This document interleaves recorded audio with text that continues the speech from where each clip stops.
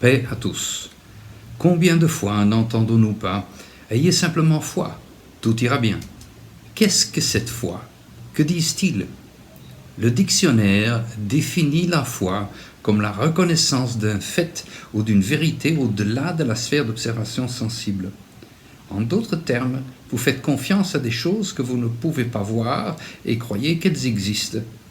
Nous comprenons tous parfaitement ce que c'est que de croire les uns les autres. Ce n'est que par rapport à notre croyance en Dieu que nous trouvons cela difficile. L'idée principale de la foi est la confiance. Nous devons avoir confiance que ce que nous entendons est vrai et correct. Mais nous savons aussi qu'un élément essentiel de la foi est la connaissance. Par exemple, vous avez connaissance du fait que vous aviez un arrière-arrière-grand-père. Si vous n'en aviez pas, vous n'existeriez pas. Vous savez que ce fait est vrai, mais vous ne l'avez jamais vu. Bien sûr, c'est facile à comprendre. C'est la connaissance de vos ancêtres. C'est la même chose avec Dieu. Il vous a créé. Vous êtes son enfant. Comment savons-nous cela? Parce qu'il nous l'a dit. Nous avons les Saintes Écritures, la parole de Dieu lui-même, où nous pouvons lire que Jésus a dit dans Matthieu 5, 16, « Ainsi, il célèbre la gloire de votre Père céleste ».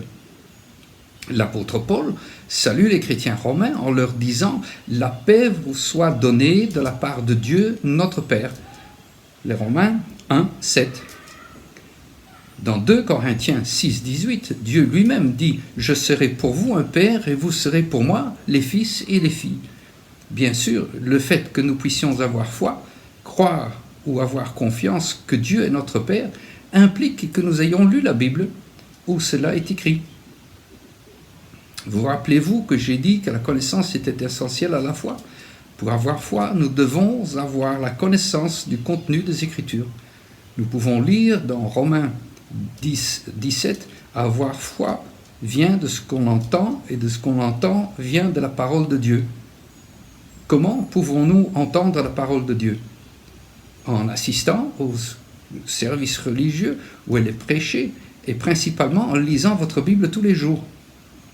Remplissez-vous des paroles de Dieu, et bientôt votre foi deviendra si forte que vous aussi, vous pourrez dire à la montagne dans votre vie, « Retire-toi de là et jette-toi dans la mer ».